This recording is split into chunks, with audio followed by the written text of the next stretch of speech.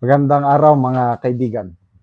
Bigyan natin ng reaction opinion itong post ni Optic Politics. Sabi lang niya, Cheese Iscariote.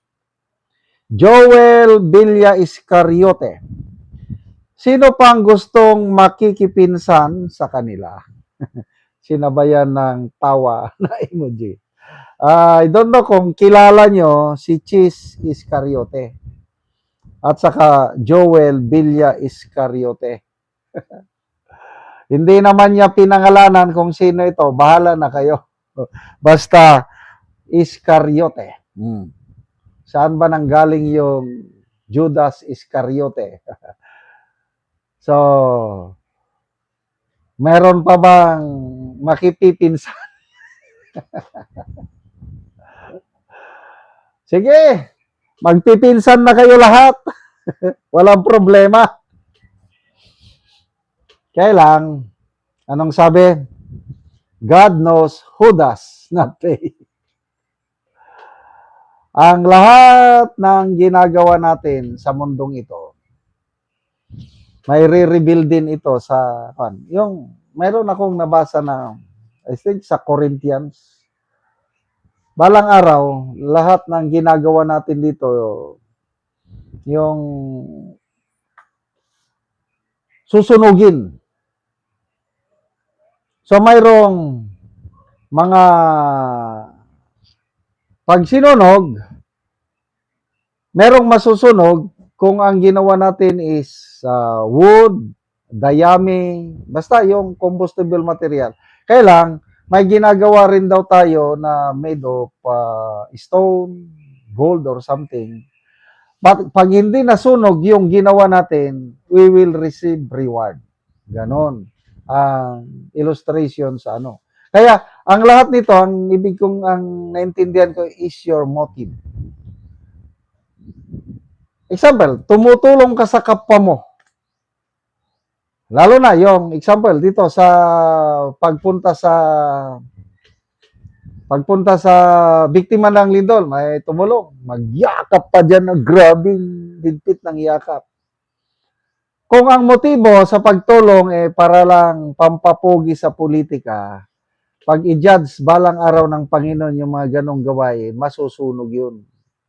It's nothing. Kasi nga, yung motibo mo is not right with God. Kaya lang kung may ginawa ka and your motive is just to honor God, to make Him happy, yan, makakatanggap ka ng reward. Kaya lahat ng ginagawa natin sa mundong ito, maisisiwalat pagdating ng araw. Kahit sino ka pa man dyan, ordinaryong tao ka man, politiko ka, lalo na itong mga politiko natin. Akala nila yung ginagawa nila ngayon, what will profit a man if he gains the whole world and loses his own soul? Posibleng ikaw ang pinakamayamang tao sa Pilipinas o sa buong mundo. Kanina sa preaching sa Sunday service, sa pinuntahan ko na church service, ito pa lang a few days ago, itong sino na yung may-ari ng Tesla? Yung billionaire, yung may-ari, nakalimutan ko ang pangalan. Elon Musk. Trillionaire na pala yun. Ang kanyang net worth, bago lang is 1.1 trillion pesos. Yes, he has the wealth of this world.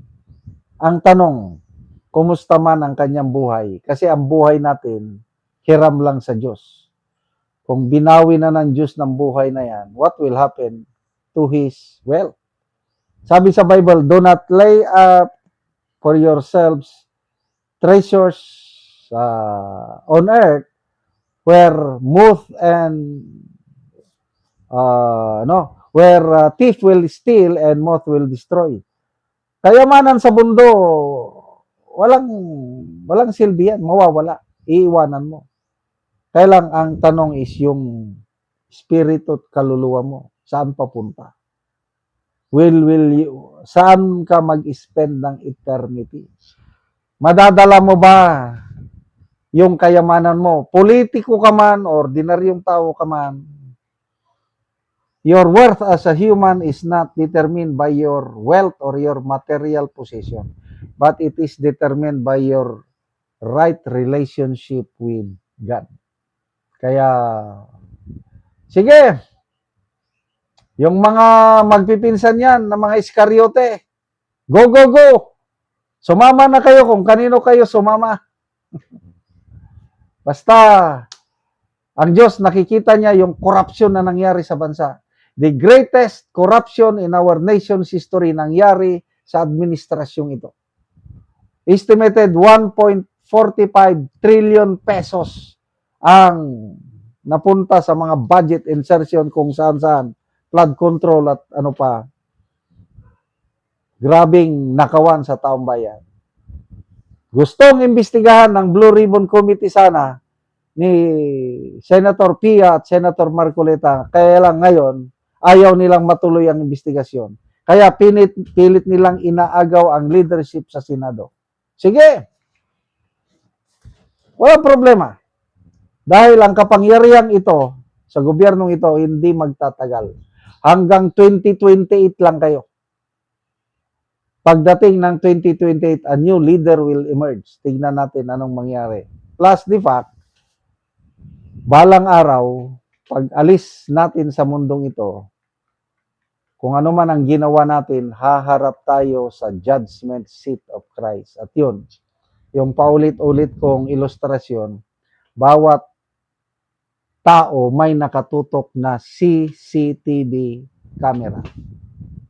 Walang makakaligtas. Yung mga maleta, yung nakatanggap ng maleta, which I believe yung testimony ng mga Brave 18 Marines, naniniwala ko, nag-deliver talaga sila ng bilyones na halaga ng pera, mali-maleta. Deny sila ng deny. Yes, you can deny it. Pagdating sa Panginoon, ipapakita ng Panginoon sa CCTV. Yan ang ginawa nyo, ikaw, congressman so-and-so, ikaw, senator so-and-so. Ano yung malita? Sarili mo ba yan o pera ng taong bayan? Wala silang magagawa. So, good luck sa mga magpipinsan na Iskariote.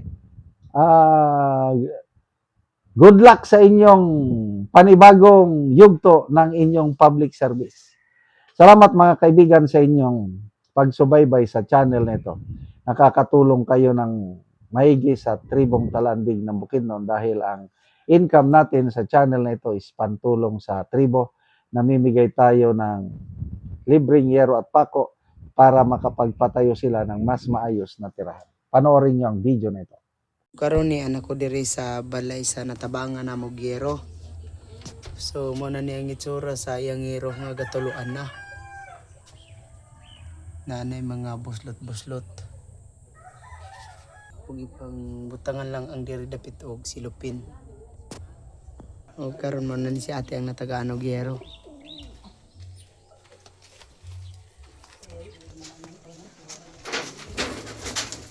Nani ang ilang balay. O karon te pila na ni katuig ang imong balay nga inana nang itsura nga nabuslot-buslot na tuluan akong ulan. Walo na ni katuig ang among sin nga di ka ilisan. Oo. Salamat sa naghatag sa amo sa mga vlogger sa ilaa sa among mga kuan nagtabang sa amo nga makahatagan mi og sin. So nga naman te sa gidugayon na nga walo na katuig ang inyong ato wala gid mo nakapuli. Sa kalisod wala gyud mi gaipalit og sin. Karon natagaan man mi og sin makailis na gyud mi. Salamat kaayo. So unsa day ang trabaho sa imong bana te? Kuan ra gaumara. Gaumara. Maura na iyang trabaho magmuso gamay maura na. So tagpila pod ang adlawan karon te sa magmuso? Tag 200 ra. Tag 200 ra. So isa lang ka tao ang magtrabaho. Isa ra. So naa pa ka estudyante te? Naado tulo. Tulo. So unsa na yung mga grade? Grade 11 ang isa, grade 8 ang isa o ang isa grade 4. So ang inyong kwarta makulang pa gyud sa Makulang pa. Kay daghan man among kuan kinahanglanon. So salamat kaayo. Salamat po salamat sa Ginoo sa pagtabang sa amo sa mga tao nga nagkuan sa amo nagiya nga mo hatagan mi og kinabangasin. Salamat. Salamat.